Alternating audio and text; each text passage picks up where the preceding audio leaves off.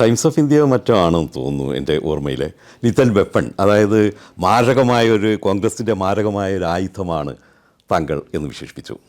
അപ്പോൾ എനിക്ക് തോന്നുന്നു അതിനപ്പുറത്ത് താങ്കൾ കോൺഗ്രസിൻ്റെ ഒരു ചാവേർ പടയാളി ആണോ എന്ന് തോന്നിപ്പോകുന്നു. കാരണം ഇത്രയും ആളുകൾ ഭയപ്പെടുന്ന, അഭിപ്രായം പറയാൻ പോലും സ്വന്തം കക്ഷിക്കാർ പോലും ഭയപ്പെടുന്ന ഒരു മുഖ്യമന്ത്രിക്ക് നേരെ ഇത്തരം ആരോപണങ്ങൾ ഉന്നയിക്കുമ്പോൾ താങ്കളൊരു ചാവേർ പടയാളിയായി പോകും എന്ന് ഭയപ്പെടുന്നുണ്ടോ? അല്ലെങ്കിൽ എന്ന് എനിക്ക് തോന്നുന്നു.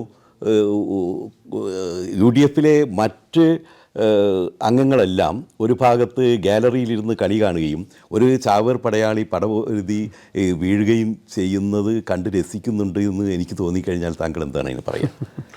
അല്ല, ഇതിനകത്ത് ഞാൻ പറഞ്ഞില്ലേ, പോളിറ്റിക്സിൽ നമുക്ക് അങ്ങനെ ഒന്നും പ്രെഡിക്റ്റ് ചെയ്യാൻ പറ്റില്ല. നമ്മൾ ഓണസ്റ്റായിട്ട്, സിൻസിയറായിട്ട്, ഡെഡിക്കേറ്റഡ് ആയിട്ട് നമ്മളൊരു ഫൈറ്റ് നടത്തുന്നു. We can not predict the result what it going to be. I leave it to God. കാരണം നമ്മൾ ചെയ്യുന്നതിലൊരു വ്യക്തതയും കൃത്യതയും സത്യസന്ധതയും ഉണ്ടെന്നുണ്ടെങ്കിൽ I believe there will be result. അതിപ്പോൾ അങ്ങനെ ആരുണ്ട് ആരില്ല, നമ്മളൊറ്റയ്ക്കാണോ അല്ലെങ്കിൽ നമുക്ക് പിന്തുണയുണ്ടോ? ഇപ്പം ഞാൻ പറഞ്ഞില്ലേ, ഇപ്പോൾ ഒരു കാര്യം പറയാം. ഞാനിപ്പോൾ ഇത് തുടങ്ങുന്ന സമയത്ത് അല്ലെങ്കിൽ ഈ കാര്യങ്ങളായിട്ട് മുമ്പോട്ട് പോകുമ്പോൾ ഞാനൊരു ഉറച്ച മനസ്സോടുകൂടിയാണ് ഒരു ഇഷ്യൂ റേസ് ചെയ്യുന്നത്. അല്ലെങ്കിൽ റേസ് ചെയ്തിട്ട് പോകാൻ വേണ്ടിയിട്ടല്ല. ഓവർ ദ ടൈം ഞാനിപ്പോൾ 3-4 വട്ടമായി ഇപ്പോൾ മുഖ്യമന്ത്രിയായിട്ടുള്ളൊരു ഫേസ് ഓഫ് വരുന്നു. അപ്പോൾ ഇതിൻ്റെ ഇടയിൽ നമുക്കിങ്ങനെ ജനങ്ങളുടെ പിന്തുണ ഇത്രയും വരുമെന്നും നമ്മൾ കണക്കൂട്ടിയതല്ല. നമ്മൾ പ്രതീക്ഷിക്കാതെ അല്ലേ ഇപ്പോൾ പൊതുസമൂഹം, ഞാനിത്രയോ ഒരു ചെറിയ അല്ലെങ്കിൽ പുതിയൊരാളാണ്, ഹാർഡ്ലി 2-3 വർഷമായിട്ടുള്ളൂ പൊളിറ്റിക്സിൽ ഒരു ജനപ്രതിനിധിയായിട്ട്, അല്ലെങ്കിൽ എന്നെ കൂടുതൽ അടുത്തറിയാനായിട്ട്. ബട്ട് സ്റ്റിൽ ഓവർവെൽമിങ് സപ്പോർട്ടാണ് ജനങ്ങളിൽ നിന്ന് കിട്ടിയത്. ഇപ്പം അതുകൊണ്ടാണ് ഇപ്പം ഞാൻ പറഞ്ഞില്ല, ഇപ്പം നമ്മൾ ആരുടെയും പിന്തുണ പ്രതീക്ഷിക്കാതെ ഇറങ്ങിയിട്ട് അല്ലെങ്കിൽ ആരെയെങ്കിലും നമ്മൾ കാത്തു നിൽക്കാതെ ഇരുന്ന് നമ്മൾ മുമ്പോട്ട് പോയപ്പോൾ ജനങ്ങളുടെ ഇത്രയും വലിയൊരു പിന്തുണ കിട്ടി. അതൊരു ചെറിയ കാര്യമല്ലല്ലോ. തീർച്ചയായിട്ടും. സോ എനിക്ക് അതിന് കിട്ടുന്നൊരു എനർജി ഉണ്ട്. ഇപ്പം ജനങ്ങളുടെ പിന്തുണ കിട്ടുമ്പോൾ നമുക്ക് സ്വാഭാവികമായിട്ടും അതുണ്ടാക്കുന്നൊരു അഡ്രിനാലിൻ റഷുണ്ട്. അതുണ്ടാക്കുന്ന ഒരു എന്തൂസിയാസം ഉണ്ട് നമ്മൾ. ഞാനൊരു ചോദ്യം ചോദിക്കുമ്പോൾ വാസ്തവത്തിൽ ഇങ്ങനെയൊക്കെ പറയുമ്പോഴും താങ്കൾക്കെതിരെയും വലിയ പ്രത്യാരോപണങ്ങളുണ്ടല്ലോ. താങ്കൾ നികുതി വെട്ടിച്ചു, കള്ളപ്പണം വെളുപ്പിച്ചു, ഇങ്ങനെയുള്ള ആരോപണങ്ങളുണ്ട്. ഇതിനെക്കുറിച്ച് താങ്കളുടെ പ്രതികരണം എന്താണ്? ഞാൻ പറഞ്ഞിരുന്നു, ഞാൻ വളരെ ഓപ്പണായിട്ട് പറഞ്ഞിരുന്നു.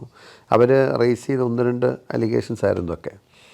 അപ്പോൾ എനിക്കതിൽ ഏറ്റവും ഗൗരവത്തിൽ അല്ലെങ്കിൽ ഏറ്റവും രൂക്ഷമായ ഒരു ആരോപണം എനിക്കെതിരെ വന്നത് ഈ പറഞ്ഞ മാതിരി ഞാൻ വരവിൽ കവിഞ്ഞ സ്വത്ത് സമ്പാദിച്ചിട്ടുണ്ട്, ഞാൻ കള്ളപ്പണം വെളുപ്പിക്കുന്നുണ്ട് അല്ലെങ്കിൽ. അപ്പം ഞാൻ അതിന് കൊടുത്ത മറുപടി നിങ്ങൾ ശ്രദ്ധിച്ചോന്ന് എനിക്കറിയില്ല.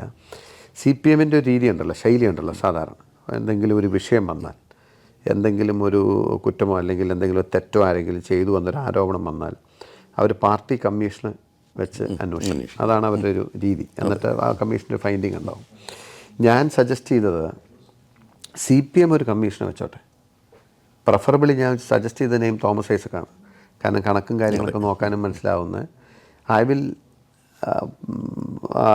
Allow all access to my accounts whatever he want to. പരിശോധിക്കേണ്ട എന്ത് തന്നെയാണെങ്കിലും ഞാൻ അതിനുള്ള അനുമതി കൊടുക്കാം. അദ്ദേഹം വന്ന് എൻ്റെയോ എൻ്റെ പേഴ്സണലോ അല്ലെങ്കിൽ എൻ്റെ കമ്പനിയുടെയോ അല്ലെങ്കിൽ എൻ്റെ ഫേമിൻ്റെയോ അക്കൗണ്ട്സ് പരിശോധിക്കട്ടെ. But only on one condition. Ultimately he should say, ഒന്നല്ലെങ്കിൽ ഞാൻ വരവിൽ കവിഞ്ഞ സ്വത്ത് സമ്പാദിച്ചു, അല്ലെങ്കിൽ കള്ളപ്പണം വെളുപ്പിച്ചിട്ടുണ്ട് ഇന്ന രീതിയിൽ. അതല്ലെങ്കിൽ അദ്ദേഹം അത് ചെയ്തിട്ടില്ല എന്ന് പറയാൻ തയ്യാറാവണം. അതിനപ്പുറം നമുക്കിപ്പോൾ ഒരു ട്രാൻസ്പെറൻസി എന്നൊരു മറുപടി നമ്മുടെ എതിരാളിയോട് പരിശോധിച്ചോളം പറയല്ല, അതിൽ കൊള്ളുമ്പോൾ പറ്റത്തില്ല. ഇപ്പോൾ ഗവൺമെൻറ് ഏജൻസി ഇപ്പോൾ എനിക്കെതിരെ വിജിലൻസ് കേസിന് അനുമതി കൊടുത്തിട്ടുണ്ട്, വിജിലൻസ് അന്വേഷണം നടക്കുന്നുണ്ട്. Government is trying their all out, their fighting me all out. അവരെല്ലാ സോഴ്സും ഉപയോഗിച്ച് അവരിപ്പോൾ റവന്യൂവിൻ്റെ അളവുകളായി. അത് ഞാൻ വിചാരിച്ചത്, ഇപ്പോൾ താങ്കൾ 50 സെൻറ്റ് 1/2 ഏക്കർ ഭൂമി അനധികൃതമായി താങ്കളും സുഹൃത്തുക്കളും പിടിച്ചെടുത്തു എന്ന് പറയുന്നുണ്ട്. അത് ഇപ്പോൾ വിജിലൻസ് അത് കണ്ടെത്തിയിട്ടാണല്ലോ കേസ്. ഇപ്പോൾ കോടതിയിലിരിക്കുന്ന വിഷയമാണ്. എങ്കിൽ പോലും ഇതിൽ താങ്കളുടെ ന്യായീകരണം എന്താണ്? അല്ല, ന്യായീകരണം എന്നുള്ളതല്ലല്ലോ. അതിന് നിയമപരമായ വ്യവസ്ഥാപിതമായ മാർഗത്തിൽ ഗവൺമെൻറ് പരിശോധിച്ച് കണ്ടെത്താൻ എനിക്ക് എൻ്റേതായ എക്സ്പ്ലനേഷൻ്റെ കാര്യങ്ങളുണ്ട്. എന്നിട്ട് അത് പബ്ലിക്കിന് മുമ്പിൽ തന്നെ റിസോൾവ് ചെയ്യാവുന്ന ഇഷ്യൂ ആണ്. കാരണം അല്ലാണ്ട് ആർക്കും ഒളിച്ചു വെച്ച് എടുത്തുകൊണ്ട് പോകാനോ ആർക്കും മറച്ചു വയ്ക്കാനൊന്നും പറ്റുന്നതല്ല. So they are doing it. I am responding to that. Let's wait and see. അതൊന്നും നമ്മളെ അങ്ങനെ ബാധിക്കുന്ന. താങ്കൾ ഭൂമി കയ്യേറിയിട്ടില്ല എന്ന് ധൈര്യമായിട്ട് പറയാൻ കഴിയും? 100% പറയുന്നത്. ഞാൻ ഒരാളുടെ കയ്യിൽ നിന്ന് വാങ്ങിയ ഭൂമിയാണത്. എനിക്ക് അദ്ദേഹം തന്ന അതേ രൂപത്തിലും ഭാവത്തിലും ഇന്നും അതുണ്ട്. എനിക്ക് വാങ്ങിയ അദ്ദേഹം അനുഭവിച്ചിരുന്ന ഭൂമിയിൽ നിന്നും 1 ഇഞ്ച് സ്ഥലം, 1 ഇഞ്ച് 1 സെൻറ്റ് ഞാനായിട്ട് അധികമായിട്ട് കയ്യിൽ വെച്ചിട്ടില്ല. അതെനിക്ക് 100% പറയാൻ പറ്റും. ജനങ്ങളോട് 100% ഉറപ്പിച്ച് പറയാൻ കഴിയും താങ്കൾ ഭൂമി കയ്യേറി? ഭൂമി കയ്യേറി ഇതെന്നും പറയാൻ കഴിയും? എന്നും പറയാൻ കഴിയും. Okay, good. അതുപോലെ തന്നെ താങ്കൾ റെസിഡൻഷ്യൽ ഏരിയ ഒരു റിസോർട്ടിന് വേണ്ടിയിട്ട് ഉപയോഗിച്ചു എന്നും പറയുന്നുണ്ട്. അതും താങ്കൾക്ക് നിഷേധിക്കാൻ കഴിയുമോ? അത് നിഷേധിക്കല്ല. ഞാനത് ഓൺ ചെയ്യുന്ന കാര്യമല്ലേ.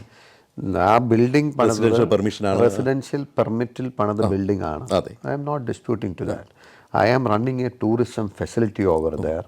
അതൊരു ഹോം സ്റ്റേ ലൈസൻസ് എടുത്താണ് ചെയ്യുന്നത്. ഞാനത് നിഷേധിച്ചിട്ടില്ല. അതല്ലാന്ന് എവിടെയും പറഞ്ഞിട്ടുമില്ല. അത് തെറ്റല്ലേ? ശരി, അത് തെറ്റല്ല. അത് നിയമപരമായിട്ട് അവിടെ അതേ ചെയ്യാൻ മറ്റേപ്പാട് ചെയ്യുന്നതാണ് തെറ്റ്. പട്ടയഭൂമിയിൽ കൊമേഴ്ഷ്യൽ പർപ്പസിന് വേണ്ടി ബിൽഡിംഗ് പണിയുന്നതാണ് നിയമവിരുദ്ധം. ഇന്നത്തെ പട്ടയത്തെ സംബന്ധിച്ച നിയമം ഹൈക്കോടതി അടക്കം ഞാൻ എത്രയോ കേസായിട്ട് നടത്തിയിരിക്കുന്നതാണ്. അല്ലാതെ ചെയ്യുന്നതാണ് നിയമവിരുദ്ധം, ഞാൻ ചെയ്യുന്നതാണ് നിയമവിധേയം. അതെനിക്കറിയാവുന്നതുകൊണ്ടാണ് ഞാൻ കോൺഫിഡൻ്റ് ആയിട്ട് അങ്ങനെ പറയുന്നത്. താങ്കൾ ഒരു അടിസ്ഥാനരഹിതമായിട്ട് ആരോപണങ്ങൾ ഉന്നയിക്കുന്ന ആളാണ്, വിടുവായത്തം പറയുന്ന ആളാണ് എന്നൊക്കെ എ കെ ബാലൻ ഉൾപ്പെടെയുള്ള ചില ആളുകൾ ആരോപണം ഉന്നയിക്കുന്നതായിട്ട് ഞാൻ കേട്ടിട്ടുണ്ട്. നമ്മുടെ ഹൈക്കോടതിയിൽ മാത്രമല്ല, സുപ്രീം കോടതിയിൽ വരെ ഒരു പ്രഗത്ഭനായ അഭിഭാഷകന് ഇങ്ങനെ വിടുവായത്തം പറയാനും വീണർത്ത് കിടന്നുരുളുവാനും കഴിയും എന്ന് വിശ്വസിക്കുവാൻ പൊതുജനത്തിന് കഴിയുമോ? അതിനെക്കുറിച്ച് താങ്കളുടെ അഭിപ്രായം എന്താണ്? അല്ല, ഞാൻ പറഞ്ഞില്ല, അദ്ദേഹം പല പരാമർശങ്ങളും അദ്ദേഹം 1-2 CPM ജില്ലാ സെക്രട്ടറിമാരും ഒക്കെ പലതും പറഞ്ഞിട്ടുണ്ട്. അതൊക്കെ പൊതുജനം വിലയിരുത്തട്ടെ എന്നുള്ളൊരു ഒറ്റ കമൻ്റ് എനിക്ക് അതിൻ്റെ അടുത്തുള്ളൂ. Let them decide. അതുപോലെ തന്നെ താങ്കളെക്കുറിച്ച് എന്താ പറയുക, ഒരു പബ്ലിക് ഷോയിങ് സിൻഡ്രോം അങ്ങനെ എന്തോ ഒരു സംഭവം ആണ് താങ്കൾക്ക് പബ്ലിക്കിനെ ആകർഷിക്കുവാൻ വേണ്ടിയുള്ള വല്ലാത്തൊരു അഭിനിവേശം, അതൊരു അസുഖമായിട്ട് താങ്കളെ ബാധിച്ചിരിക്കുന്നുവെന്നും അത് ചികിത്സിച്ച് മാറ്റണമെന്നും AR റഹീം MP പറഞ്ഞതായിട്ട് ഓർക്കുന്നുണ്ട്. ഇതിന് താങ്കളുടെ മറുപടി എന്താ? അതൊക്കെ ഞാൻ പൊതുജനം അതുപോലത്തെ കമൻസിനോട് ആ നിലയ്ക്ക് റെസ്പോണ്ട് ചെയ്യാന്നുള്ള എൻ്റെ ഒരു ശൈലിയല്ല. ഇപ്പോൾ അവർ പറയുന്ന അവർക്ക് അവരുടെ ഒരു അപ്രോച്ച്, അവരുടെ കൾച്ചർ, അവരുടെ സംസ്കാരം, അവരുടെ ശൈലിയും അവരുടെ രീതിയൊക്കെ ഉണ്ട്. അതിന് അതേ രീതിയിൽ കൗണ്ടർ ചെയ്യുക അല്ലെങ്കിൽ റെസ്പോണ്ട് ചെയ്യുക എന്നുള്ള എൻ്റെ ശൈലിയിലോ എൻ്റെ സംസ്കാരത്തിലോ പെട്ടതല്ല. അപ്പോൾ ഇതൊക്കെ ജനം വിലയിരുത്തട്ടെ. ഞാൻ ചെയ്യുന്നതിലെ ശരി തെറ്റുകൾ അല്ലെങ്കിൽ എൻ്റെ ശൈലി, എൻ്റെ രീതി എന്താണെന്നുള്ളത്. കാരണം പൊതുജനം അത്ര വിഡ്ഢികളല്ലല്ലോ. Let them decide.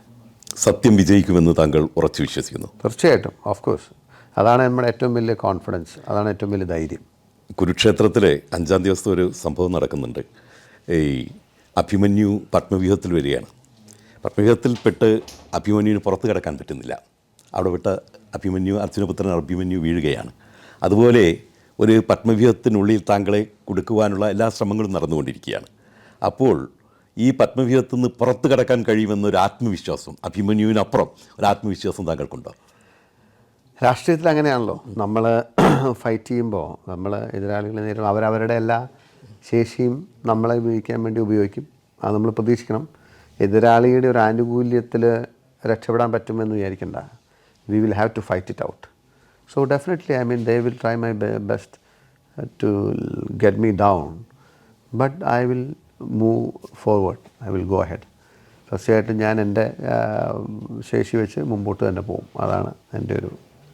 ആത്മകഥയെക്കുറിച്ച് എന്താണ് പറയാനുള്ളത്? Too early to think about it.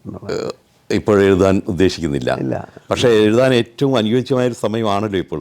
കാരണം ആളുകൾ പലതും താങ്കളുടെ എഴുത്തിൽ നിന്ന് പ്രതീക്ഷിക്കും ഈ സമയത്ത്. ഇപ്പോൾ നല്ലൊരു താങ്കൾക്ക് ആത്മകഥ എഴുതാൻ ഏറ്റവും അനുയോജ്യമായ സമയമാണെന്നാണ് എനിക്ക് പറയാനുള്ളത്. അതിനെക്കുറിച്ച് ആലോചിച്ച് തുടങ്ങിയിട്ടുണ്ടോ? അല്ല, ആളുകൾക്ക് ഒരുപാട് കാര്യങ്ങൾ കേൾക്കാൻ, കാരണം നമ്മുടെ ഇൻ്റർവ്യൂസും മറ്റു കാര്യങ്ങളൊക്കെ ആളുകൾ കൗതുകത്തോടു കൂടി കേൾക്കാൻ, അതിനപ്പുറത്ത് റീച്ച് കിട്ടുകയൊക്കെ ചെയ്യുമ്പോൾ നമുക്ക് മനസ്സിലാവും. ബട്ട് ഇപ്പോൾ ഞാൻ അതിനെക്കുറിച്ച് ആലോചിച്ചിട്ടില്ല. രാഷ്ട്രീയത്തിൽ തുറന്ന് പ്രവർത്തിക്കണം. താങ്കളെ സംബന്ധിച്ചിടത്തോളം താങ്കൾ എവിടെയോ പറഞ്ഞ് ഞാൻ കേട്ടിട്ടുണ്ട്, എൻ്റെ തൊഴിൽ സമ്പാദ്യത്തിന് വേണ്ടിയും രാഷ്ട്രീയം ജനസേവനത്തിന് വേണ്ടിയും ആണെന്ന്. ഇത് രണ്ടും എങ്ങനെയാണ് സമഞ്ജസമായിട്ട് കൂട്ടിക്കൊണ്ടു പോകാൻ കഴിയുന്നത്? ഇപ്പോൾ പ്രത്യേകിച്ച് കേസുകളും പ്രത്യാരോപണങ്ങളും ഇതിന് മറുപടി പറയലും ഒക്കെ ആയിട്ട് തൊഴിൽ ഒരു സൈഡ് ലൈൻ ചെയ്യപ്പെടുന്നു എന്ന് തോന്നിയിട്ടുണ്ടോ? ഞാൻ വേണ്ടിയിരുന്നില്ല, ഈ ഒരു രാഷ്ട്രീയം വേണ്ടിയിരുന്നു, ജനസേവനം വേണ്ടിയിരുന്നില്ല, തൊഴിൽ മതിയായിരുന്നു എന്ന് എങ്ങനെയെങ്കിലും തോന്നിയിട്ടുണ്ടോ? അല്ല, ഞാൻ രാഷ്ട്രീയത്തിൽ വന്നപ്പോൾ ഞാൻ മുന്നോട്ട് വെച്ച ഒരു സ്ലോഗൻ, ഒരു കോൺസെപ്റ്റ്, ഒരു പുതിയൊരു ചിന്തയാണ് വരുമാനത്തിന് തൊഴിൽ, രാഷ്ട്രീയം സേവനം എന്നുള്ളത്. അതിനിപ്പോൾ വലിയൊരു പിന്തുണ, വലിയൊരു അക്സെപ്റ്റൻസ് പുതിയ കാലഘട്ടത്തിൽ ചെറുപ്പക്കാർക്കിടയിൽ ലഭിക്കുന്നുമുണ്ട്. So I just want to show that message in my life. അപ്പോൾ ഗാന്ധിജി പറഞ്ഞ പോലെ my life is my message എന്ന് പറഞ്ഞിടത്തോളം പവർഫുള്ളായിട്ടുള്ള വേറെ ഒന്നുമില്ല. ഞാൻ എൻ്റെ ജീവിതത്തിൽ അത് പകർത്തി കാണിക്കാൻ പരിശ്രമിക്കുകയാണ്. അപ്പോൾ അതിൻ്റെ ഭാഗമായിട്ടാണ് ഞാനിപ്പോഴും MLA ആയിട്ടിരിക്കുമ്പോഴും ഞാൻ മാസത്തിൽ കുറഞ്ഞത് 3 ദിവസം ഹൈക്കോടതിയിൽ അപ്പിയർ ചെയ്യാൻ പോകാറുണ്ട്. ഞാൻ എൻ്റെ ഒരു സൈഡിൽ കൂടെ ചെറുതാണെങ്കിലും ഒരു വരുമാനം ആ നിലയ്ക്ക് ഞാൻ ജോലി ചെയ്ത് സമ്പാദിക്കുന്നുണ്ട്. അപ്പോൾ അങ്ങനെ വരുമാനത്തിന് തൊഴിൽ, രാഷ്ട്രീയം സേവനം എന്ന ആ ഒരു കോൺസെപ്റ്റ് അല്ലാതെ പ്രായോഗികമാണെന്നും അത് നടത്തിയെടുക്കാൻ പറ്റുന്നതാണെന്നും അതിന് വലിയ റെസ്പെക്റ്റ് സമൂഹത്തിന് കിട്ടുമെന്നും വരുന്ന തലമുറയെ കാണിച്ചു കൊടുക്കാൻ വേണ്ടിയിട്ടാണ് ഞാൻ പരിശ്രമിക്കുന്നത്. So I will keep in the same track. ഇനി ഒരു പേഴ്സണൽ ചോദ്യം.